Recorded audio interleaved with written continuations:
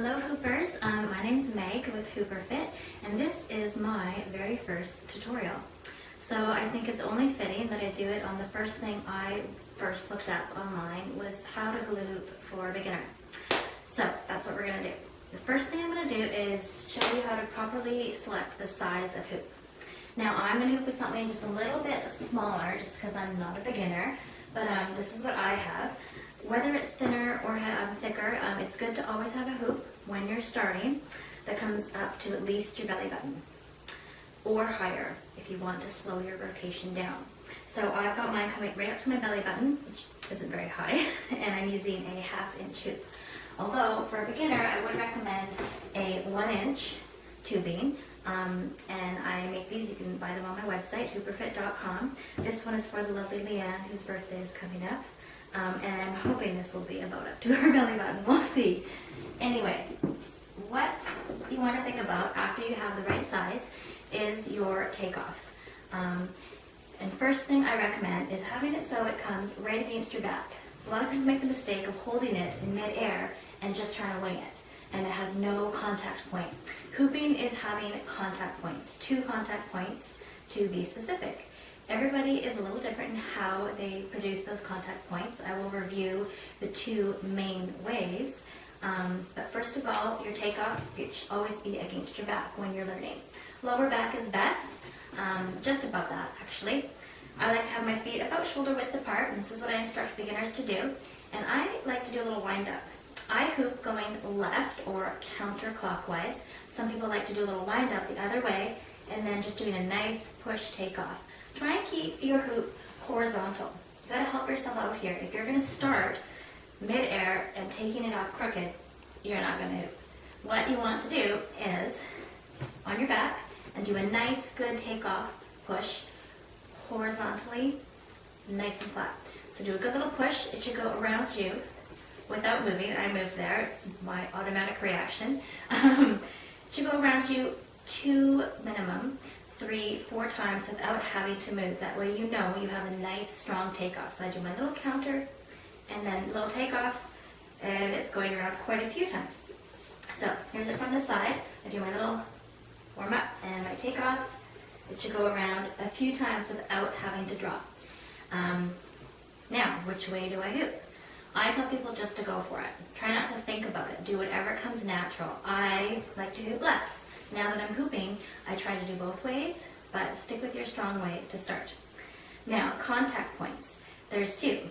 Some people are side-to-siders, right, left, on either side of your foot. Other people are front-to-backers, and sometimes when you do that, it's good to have one foot slightly in front of the other, whichever one you find most comfortable. When I teach people this, sometimes it messes them up more. So I tell them to try not to think about it too much. But when I was first learning, I found these things really helpful because I wanted to quickly learn how to move and walk with my hoop. And although I was more of a side-to-side hooper in the beginning, I became a bit more of a front-to-backer because I wanted to be able to move and propel the hoop around. And that will probably be my second tutorial. So here we go. Feet shoulder width apart, my little wind up against my back, nice and firm, and a good little push. 3 times around, and I do a side-to-side motion. Maybe I should have grabbed a bigger hoop so I could slow it down for you. Okay, and I think I will do that. Let's do this guy here. This one is a little more appropriately sized for me. This is my Brickhouse Betty's hoop. You may have seen my video. So, feet shoulder width apart, wind it up, and do a good push. So now, side to side, you'll find you'll move a lot more in the beginning. I don't move very much now, but when I first did it, I was moving all over the place. I was shaking my butt. I was trying to do the front to back thing and like looking a bit ridiculous, but it was fun and I didn't care. Most people I find when I'm teaching them are embarrassed or they're nervous. I just say, forget about all that and just go for it.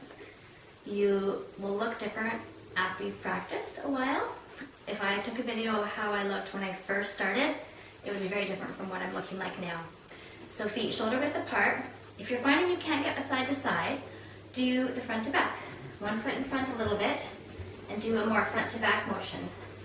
So what you're aiming to do here, let me show you, is you're aiming to have 2 contact points, like I said. When it's side to side, it's hip and hip. When it's front to back, it's the front of one hip and the back of the opposing hip. So you want to think about pushing in those contact points. That push is what propels the hoop around. It's not actually what everybody seems to think it is nowadays, is that circle motion. People want to hoop and they want to do this circle motion, which is great when you work it into your hoop dance, but to actually get your beginner hoop, waist hooping down, you want to think about your contact points, side to side or front to back. Try and avoid all of this, because if you're not keeping your body upright, you're going to send your hoop down. That being said, I may have skipped one step. When you have it on your back and you're doing your startup, stand upright. People sometimes do this because they're getting ready to do this big body motion. So what you want to do is keep your body nice and upright. As soon as you change your axis, you're going to change where the hoop goes. Because the contact point now is here and it's going to shoot it this way or that way. So keeping your body nice and upright. Against your back, little wind up and a swing, and do your side to side. Or you could do a foot in front of the other and do your front to back. Try the other foot.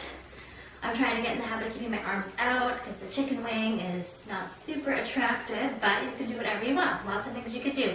It's harder when you keep your arms in, I find, or you really want a good workout. Put them up. Totally changes your hooping. You might want to work your way up to that, but for now, try it like that. I may have forgotten something. I hope this helps you.